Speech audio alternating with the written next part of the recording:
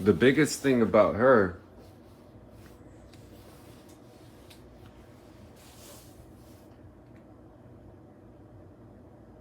when I talked to her, she would just study me. She would,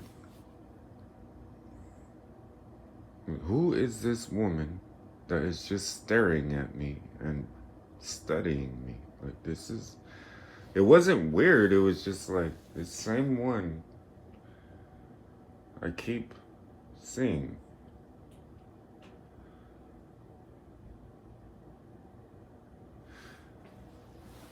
And she would be quiet, very, very quiet, just staring at me.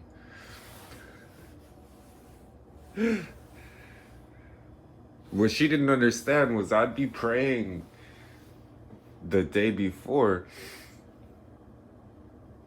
and the Father would say, I'm going to be in her.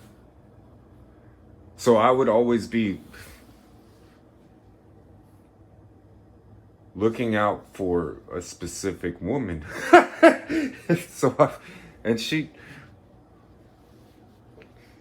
uh, I would sit there a lot of times and I'd be talking and I'd be thinking about her, but I would always get pulled away from her. Something would always happen and I'd have to help somebody, heal somebody, preach to somebody, whatever I was doing at the time.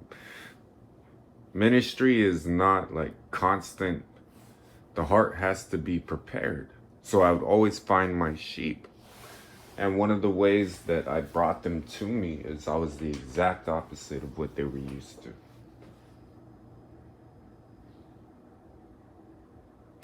In my mind, I had already paid for their sins. So why not enjoy my time with them? I am the living sacrifice. But this was a long time of going through every single one of their rituals and understanding the law and how it actually pertained to my actual bloodline. So eventually I got to that point. Let me tell you about Michael Brian Thomas. Ah, what a boy. He made deals with me as a child. He just had this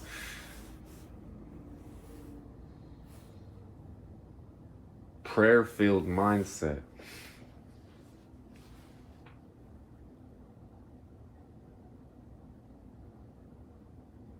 That he was talking to the clouds, talking to the clouds, talking to the clouds.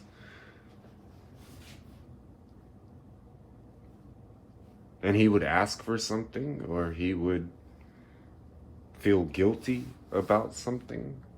And immediately, something in his spirit did not like this feeling of guilt. Did not like it at all. Wanted it away from him. Michael Brian Thomas used to tell on himself just to get that feeling off of it. This boy could do no wrong and did not really have concern for what he was doing, except he was being a child. So Mary Magdalene, anytime that I started resembling a Pharisee, when we would talk, I don't think you're ready yet. You're not ready to settle down, but I'm just saying, your phylactery right there, that kind of turned me on. That's all I'm saying. So I had motivation at the time to really, okay, she likes this. Now, when you look at a woman, you see angelic features. You see different features than man. You see this soft, irreplaceable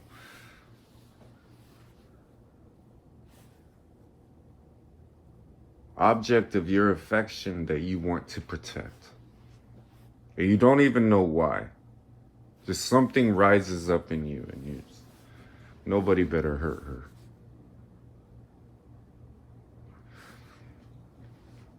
Now this one, because in the past I had misplaced that thought process in the one that hurt me. Learning lessons we have all learned, right? This one,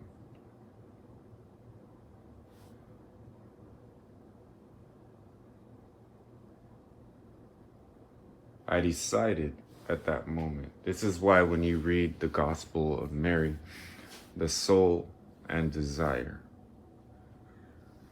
I did not decide. I decided. And if you guys don't know my relationship with my father,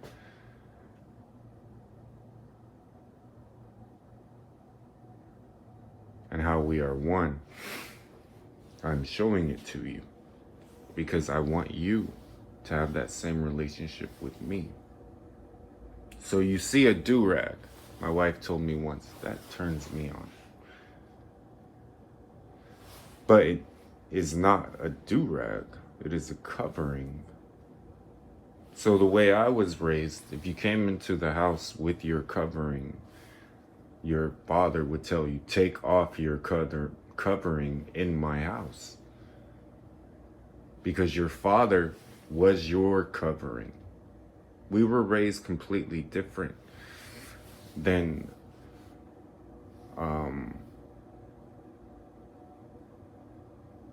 other people in our preaching circles. Mary had her own understanding of the law. She's Samaritan, but what people don't understand is she came from money. She's educated.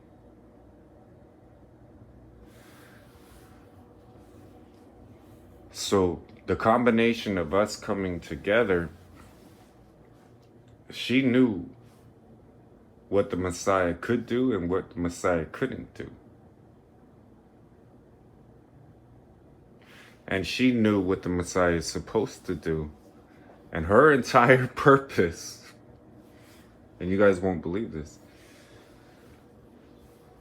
was to be my wife. She could never be the father. She has her own father. That was the design since Adam and Eve. So us coming together, she technically was the embodiment of who I was redeeming, like Boaz and Ruth. So we celebrate Passover because in that moment, I was here.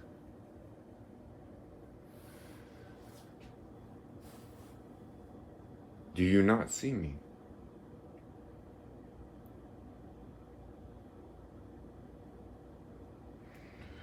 Her importance in the kingdom of heaven, well, she exists. Is that not enough? Is that not enough for you? When I was rallying my troops, it was not do this or else. There was a reason people came to me and not Pharisees.